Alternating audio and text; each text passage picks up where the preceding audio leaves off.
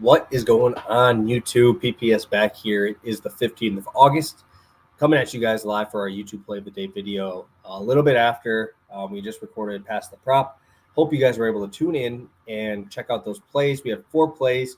If you haven't yet, don't have to tune in for the whole 30 minutes, right? You can just pop in, check in at the end. That's where our recap's at to make sure you get all of the plays locked in for tonight's action. Huge slate for a Monday, not a usual Monday slate that we're used to seeing. But, yeah, I'm ready for a good day, and I'm excited to get after it today for our free plays. 2 of them over there for me. Here's going to be one more here. Let's do our recap as always. Obviously, not a great one when we don't get a win, but Dodgers getting shut out by Brady Singer. I was not expecting that. I don't think anybody really was. So that one was obviously a little tough to swallow. Obviously would like to have seen something come out of them. Could have got the Royals team total and cashed in on that.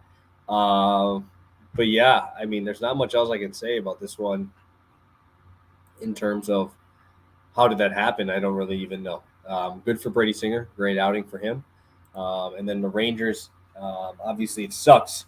Martin Perez threw well. He only gave up 1 earned run. He gave up 3 total. Obviously, we would have pushed and or won if that does not happen. But errors happen. It sucks. Should have just taken Martin Perez under earned runs allowed. I know I talked him up a lot. Should have just done that. Hindsight's always 20/20. Take it on the chin. Nothing else to really say about it. But coming back today, good price for what I like today, and I really like this spot. Again, guys, if you could smash that like button, subscribe to the channel. Make sure you guys have that notification bell so you know when we go live. Past the Prop football is almost here. We're going to have a ton of stuff that we're going to be talking about here soon. Cool different segments for Past the Prop coming shortly and making it into more of an interactive show a little bit too. So very excited. Make sure you smash that like button. And let's get right into it. One play today. It's going to be Garrett Cole, 8 strikeouts with Vladimir Guerrero Jr. hit. Minus 120, 1.5 unit play. One that I don't usually do, right? We haven't done a 1.5 in a bit, but I really like the spot. Garrett Cole has been fantastic. Obviously, got absolutely lit up by Seattle, but he still got 8 Ks in that outing. This man has gone over 100 pitches in 7 of his last 8. And I think it even goes back further than that, but I am not going to count all the way back there. He has obviously been fantastic, the ace of the staff. And what was kind of interesting to me was that he is better at home, and this ballpark is so much smaller than most of the places they're going, right? So far this year at home, he's got a 35% K rate, a 2.69 FIP, obviously numbers that we really like to see, a 205 batting average allowed here. And Garrett Cole is facing off against one of the best matchups you can have in the Tampa Bay Rays. He's faced the Rays, I believe, 2 times in the last 3 months in back-to-back starts. He had a 12K performance and a 7K performance.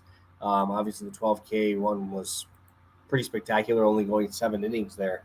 But what I really like here is obviously he's at home, 35% K rate there. But he's got a lights-out 36% K rate versus lefties here. You're going to turn a lot of these switch hitters to the left side. Obviously, Yandy Diaz and Rosarena will be sitting there. But you have Choi, who has hit Garrett Cole very well, but he has strikeouts in those matchups as well. You have Brandon Lau, ton of Ks, Josh Lau, or Lowe. I don't know which one or how to say either one of those.